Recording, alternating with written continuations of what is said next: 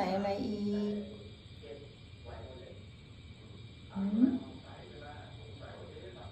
สงสัยเก่งจัง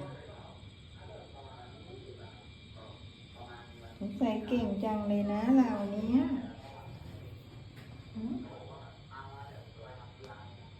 สงสัยอะไรสงสัยตลอดอ่ะ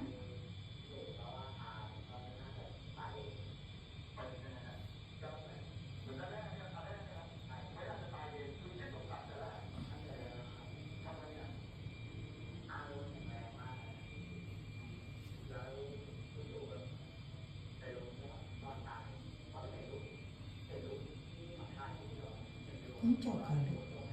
ไหนไม่มีอ๋อนู่นมีจริงด้วยเพชรจริงด้วยเพชรเห็นจิ้งจกเนี่ยตัวน้อยเลย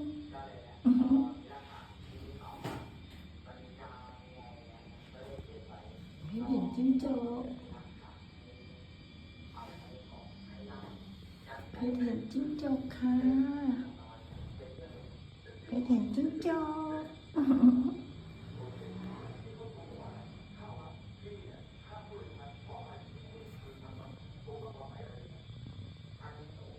ทอดนอนสวยจังเลยนอนสวยจังเลยลูกโอ้พิงด้วยอ่ะไม่ได้พิงด้วยอ่ะ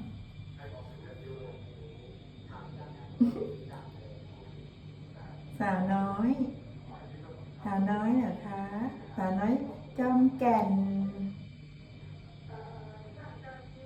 พิงเลยมารอพี่สาวอะไรคะ